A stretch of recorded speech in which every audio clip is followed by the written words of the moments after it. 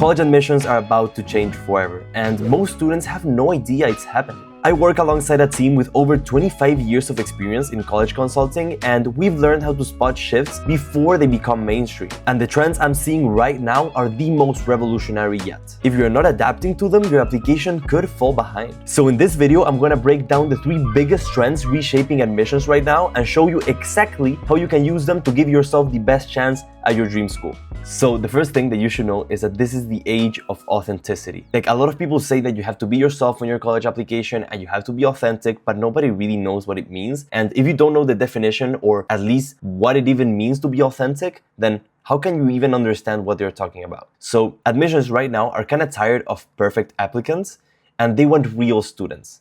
And obviously, if they're perfect, they should be perfect, but I'm going to explain a little bit of what I mean right here. So I really like comparing this to YouTube thumbnails, because I mean, YouTube all the time, I always look at thumbnails and there's a big difference between them. And I think it's really similar to college applications. So for example, over here, you have this Mr. Beast thumbnail. Like, his smile looks weird. You know, this kid looks even weirder. And yes, he did a pretty cool thing. He cured 1,000 blind people, right? And he got a ton of views for it. But again, this doesn't really feel authentic. It just feels kind of forced for the algorithm, for YouTube to, get more clicks and push it out even more. Just looks really weird, like the color saturation just doesn't really look authentic. On the other hand though, you have Hank Green over here, and he's not as big as Mr. Beast. I don't think anybody is, but you can tell by this thumbnail that he's just gonna open up about something. He also did a really cool thing, so he built the #1 app in America right now, which is an app about focus. I'm not gonna get into that, but maybe not as many views. But you can imagine kind of how the video is gonna be. The Mr. Beast video is just, tailored for getting as many views as possible, even if he's doing a great thing. But for the Hank Green video, he's probably just gonna talk about his experience, his feelings, and how everything is going. And probably in a way more authentic way. So to tie this back into college applications, I'm gonna compare the perfect to the real applicant, right? Kind of like the thumbnails. So for the perfect applicant, he's gonna have like a flawless resume. They're also gonna have really polished essays, kind of like made for their college application. Obviously, you have to write them for your college application, but kind of optimized for admissions. They're also not going to have much risk-taking, just like this thumbnail right here. It's optimized. It's not really risky. It's just, the formula that works for him. And it kind of looks manufactured, like a checklist of what they think colleges would want. On the other hand, though, a real applicant would be a bit different. They would have a strong resume and academics, but really focused on a couple of things that really interest them. They're going to write essays that sound like them, right? They're going to talk about quirks. They're going to talk about their weird things, about their specific humor. They're going to implement a little bit in there. And again, comparing it to the thumbnail, you can expect that from this video. Over here, not really. They're also going to take risks. And they're going to show their personality even if it's imperfect, especially if it's imperfect. And they just feel authentic. And again, I'm going to go more into the definition later, but you would kind of want them as a classmate, as a friend. Very different to someone that you just maybe look up to. Like, again, this doesn't mean that the perfect applicant on paper is bad. Not at all. Like, they're probably gonna go really far in life. But right now, admissions are looking for more real applicants. So how would this look like as an example? Well, let's have the perfect applicant. Let's call him, maybe Alex. Alex writes about being the president of the debate team. And, he talks about leadership and all that stuff, and ends up with a pretty polished conclusion about communication and teamwork, right? That's kind of just what he's talking about and his main thing. On the other hand, though, we have, let's say, Joe. And Joe has a similar message, but a different way of telling it. So Joe writes about losing arguments to the younger sibling all the time.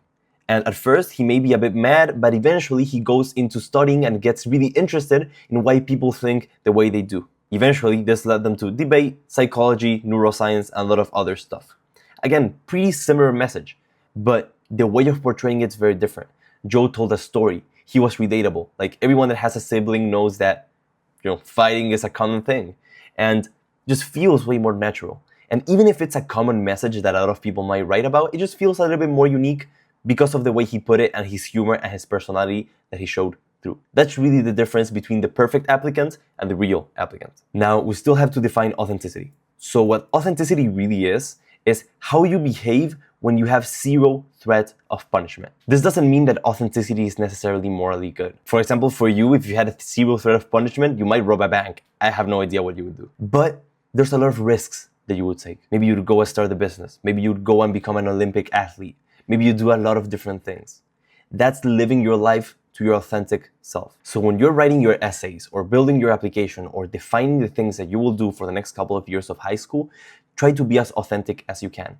That would naturally make you be the more real student. You will actually start taking risks, you won't be afraid of who you are, and you would understand what it even means to be authentic. And eventually you'll learn that in life in general, authenticity is a really good trait to have. Again, obviously, if you stick to being moral. And if this definition doesn't stick, there's another way of defining authenticity. So it's also when what you think, what you say, and what you do are aligned. Sometimes you talk about doing something that you don't actually do. That's not authentic.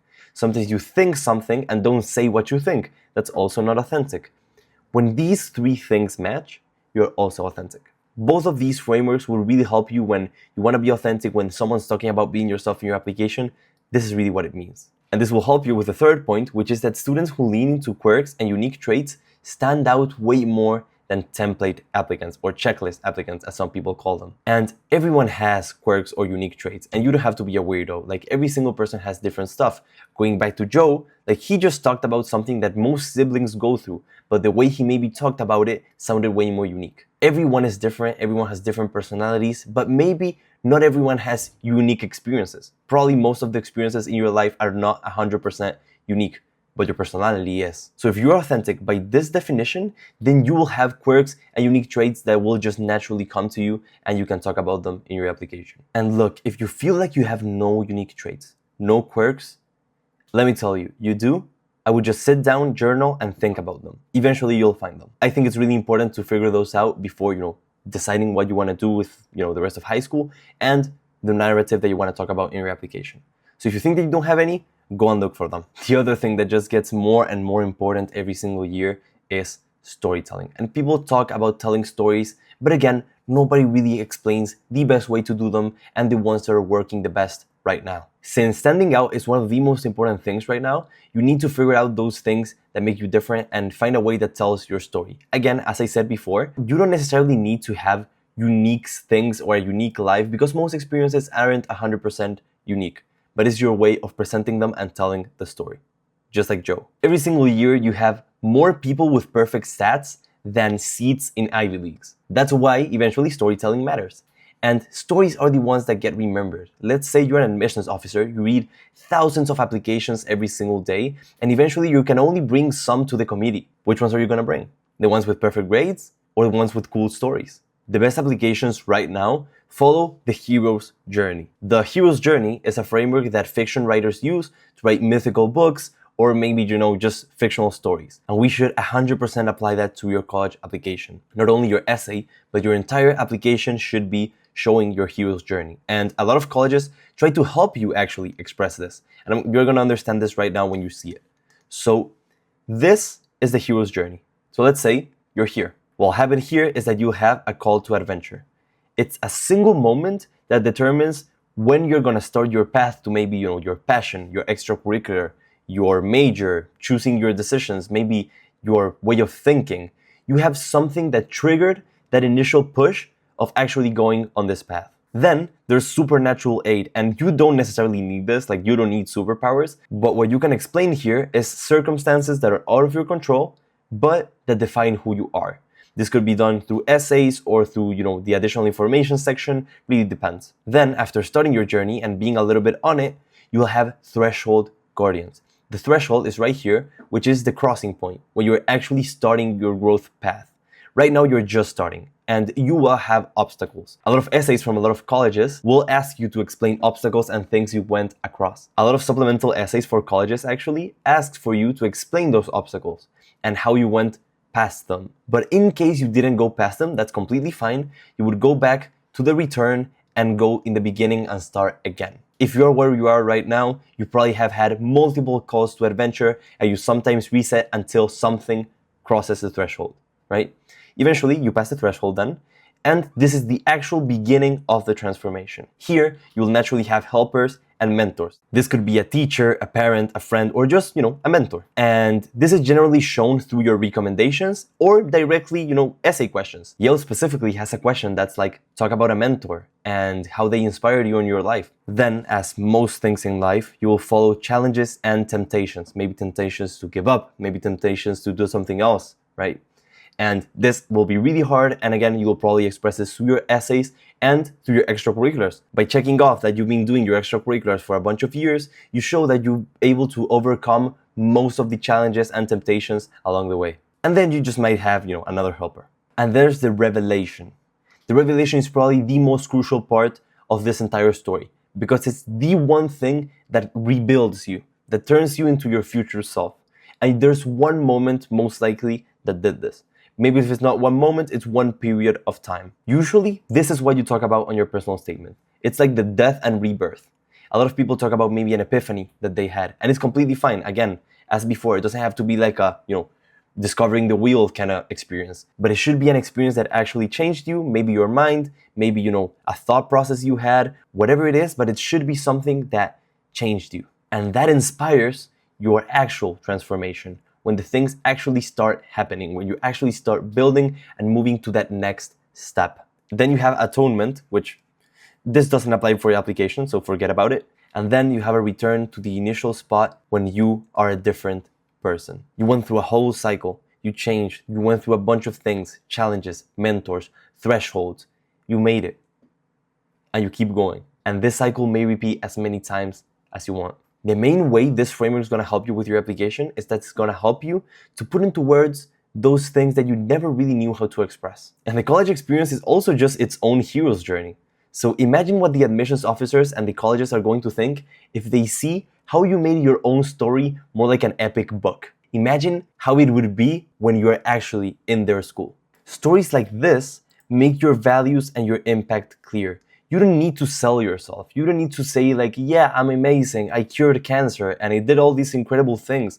You don't need to say those, because if you show your story like this, if you show your path, they will see what you've done. They will see what went through your mind. They will see your growth and they'll understand. Just selling yourself will make it so repetitive and boring and seem forced, when you don't really have to force it if you just tell your story properly. And if you think about it, the best way to sell something isn't say like, yes, please give me money, I'm incredible, have an amazing product. That's not really the best way to sell something. The best way to sell something is just have an incredible product, and the people that really need it will naturally gravitate towards you. That's really what it is. And that'll be way more natural, and your clients will like you way more because you didn't force anything upon them. You just have what they needed. And now the third trend in admissions that you should be aware of is social proof. And that's the best proof. With social proof, I'm mainly referring to social media.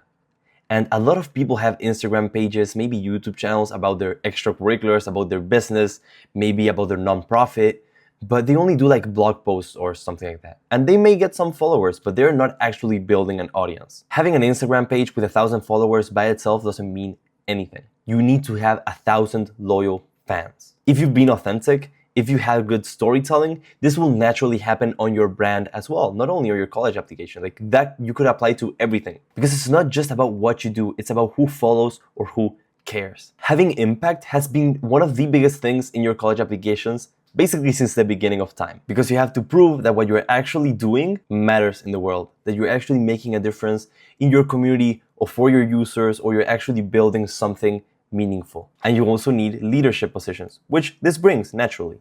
And there's a reason why social media is better than any other proof of, impact. Let's say you have the skill of building audiences of thousands of loyal fans whenever you want. If you're able to do this, you can basically do anything in the world. Everything will come to you easier. Maybe if it's building a business, you can launch a product, everyone will be ready to buy. Let's say you want to know the popular opinion on something, you just, upload a form right there and people will just answer it and give you the results you're looking for. Right now, a good audience and a good community stands out more than any other social media blog post account. And it's not only that it stands up over random social media blog posts, but it's basically the most powerful leadership position you can get. It's literally the top of the pyramid, at the very least for college admissions. This influence is also evidence of future impact. If you can do it now, imagine what you'll be able to build in 5, 10 years in the future. And colleges want to get involved in this. Like, imagine how much they'd want to push you to achieve this stuff so that later, like, they can be a part of all the progress you've been doing and maybe all the things you'll achieve in the future. It's funny because right now, in the age of AI and automation, being normal and human and being an actual human being stands out way more than anything else because there's too many robots. So go and do this, go and build yourself, go and grow. Like, take all the risk that you can. It's only gonna help you. Like, this is the best moment to take risks. So go and do it. It can't really give you many downsides and it has infinite upsides. So apply these things. I don't think this is gonna change anytime soon. I think this is gonna continue going in this direction for a couple of years at the very least. So take advantage of this information and make your application the best you can.